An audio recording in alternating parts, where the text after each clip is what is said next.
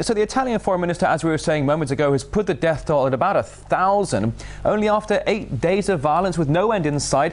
With Gaddafi waging war on his own people, is he fighting his last battle here, do you think?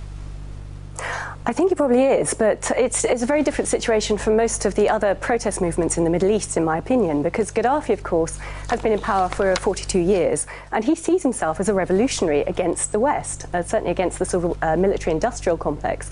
So his mindset is perhaps slightly different, and because he's been considered a rogue nation for so long, he feels like he has less accountability, perhaps, towards his Western allies now.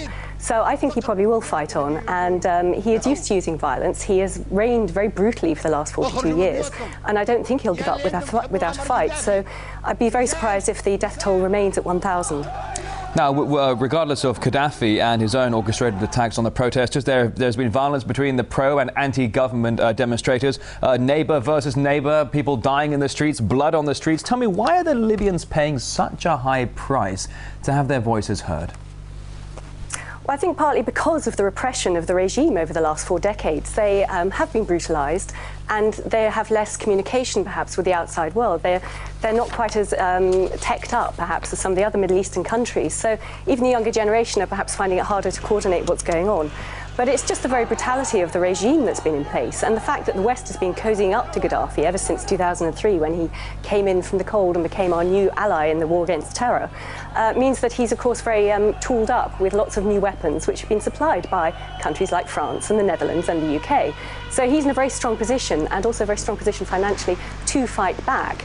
And I think perhaps that some of his new ally friends in the West are a little confused on how to respond to what to do about him. Now, when you talk about the West and how the West has been cozying up to Gaddafi for the better part of 10 years now, it seems that dictatorships in the Middle East only seem to survive as long as the West is satisfied with them. Saddam was once useful, now he's dead. Mubarak, he was known as a close ally. He's no longer in power. Do you think the West is trying to reshape the political map in the region, or is it just powerless in this ongoing revolt? I think it is becoming increasingly powerless. It's realising that perhaps its days of post-colonial hegemony are gone. And there is a new generation of activists, of protesters who's coming through, who can make a difference, who can coordinate these sort of activities.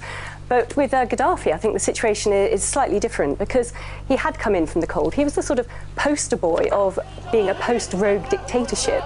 Of course, after he'd seen what happened to Saddam Hussein, he did offer up what little technology he had, which might have been taking him towards a situation where he had weapons of mass destruction.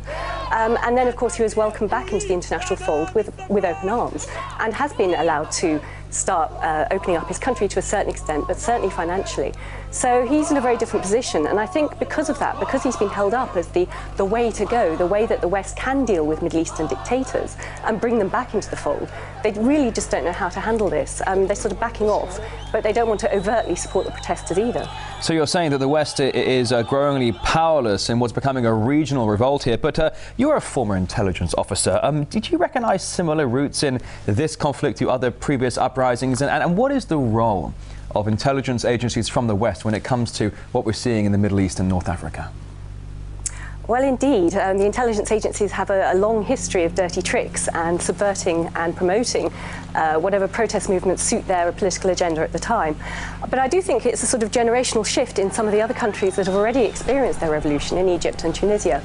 But I think certainly Libya has a long and bloody history with the Western intelligence agencies. I mean, there was a sort of escalation of terror from the 1980s onwards, where Gaddafi was funding organisations like the Abu Nidal organisation and the IRA and Palestinian groups. And in retaliation, the West did bomb Tripoli in 1986. And of course, then he retaliated by bombing things like the French flight UT-772 and Pan Am 103. So there was a sort of escalation of terror, which really reached its zenith in the 1990s when MI6, the British intelligence agency, funded an Islamic extremist group in Libya to try and topple Gaddafi.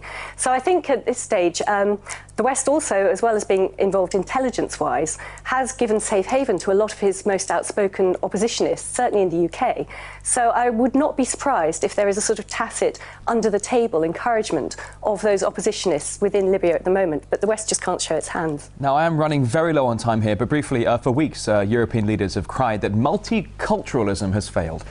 Such an immigrant tsunami, wouldn't that further strain the already crippled regional economies if indeed the immigrants do move across? Well, if indeed that happens, but I think this is a bit of sabre rattling between Italy and Libya, which has history on this front. And of course, Libya did threaten to send over a mass migration a few years ago, and Italy retaliated by saying, no, it's okay, we will give you reparation for our colonialism.